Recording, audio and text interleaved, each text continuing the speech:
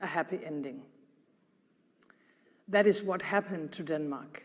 100 years ago, a small farmland in the north of Europe, now a green superpower.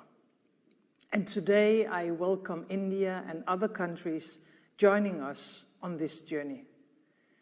We stand on the brink of a green industrial revolution with new clean energy sources and promising new technologies.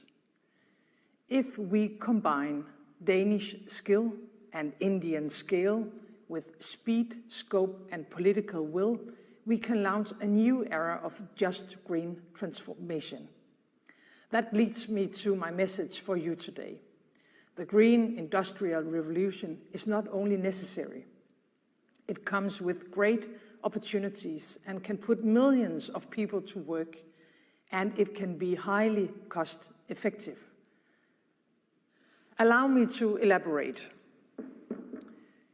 Renewable energy creates 3 times more jobs than fossil fuels do, and Asia stands to secure the lion's share of those jobs. In Denmark, estimates show that installing 1 gigawatt of offshore wind secures almost 15,000 full-time jobs.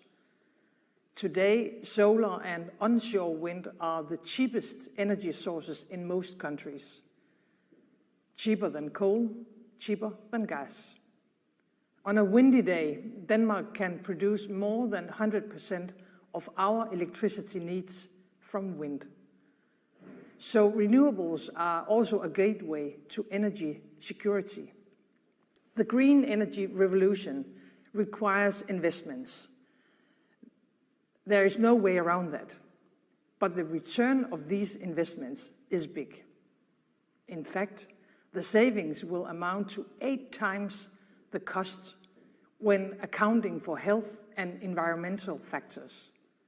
Of course, as we say in Denmark, the greenest and cheapest energy is the energy you don't use. During the past 30 years, Denmark has managed to decouple economic growth with energy consumption. In fact, Danish GDP has increased by more than 50%, while our energy consumption has decreased by 6%. It is possible to create economic growth while lowering the use of energy. On this green journey in Denmark, we have focused on creating strong cooperation between public and private actors.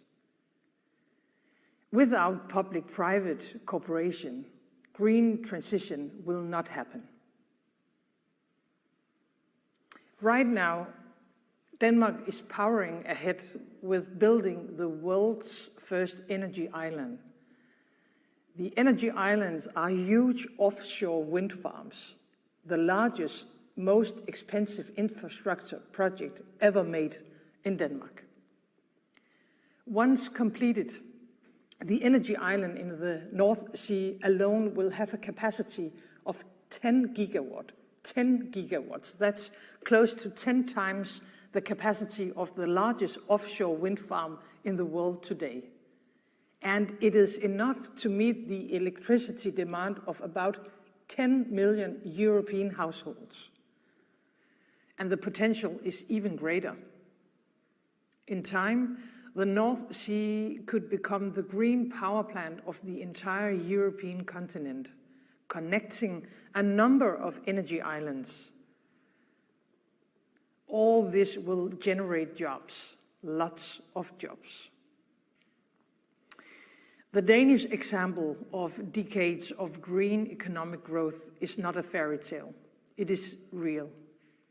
This decade, we are ending coal in our energy production, and by 2050, we have decided to end oil and gas production in the North Sea. Other countries can do it too. To use the words of Prime Minister Modi, we must reform, transform, and perform. Governments, individuals, and businesses have to come together. We must join forces across the globe. The Green Strategic Partnership between India and Denmark is an example of how we can achieve results by working together. It is an honor that the partnership is the first ever of its kind for both our countries, and hopefully it will not be the last. Together we aim to shake the world gentle towards a green industrial revolution. Denmark is proud to support India's vision for a greener future. One example is the International Solar Alliance. Climate change is global. It affects us all. But we also know that it affects some more than others. The world's poorest people and countries have contributed the least to climate change, but often they are hit the hardest. Without massive and rapid action, climate change will undermine the possibility of reaching the Sustainable Development Goals. We, the international community, must raise our ambitions to address climate change and its negative impacts, particularly in vulnerable countries. We must meet our climate finance obligations. COP26 offers an opportunity to work on this. We must all do our part. Prime Minister Modi, dear friends, the past year has been challenging, but today we can join in the new era of opportunity. Together we can pave the way for a greener and more safe future for all of us. Bringing skill, scale, scope and speed into the global green transformation. And let me end as I began, with Gandhi's words: we must become the change that we want to see.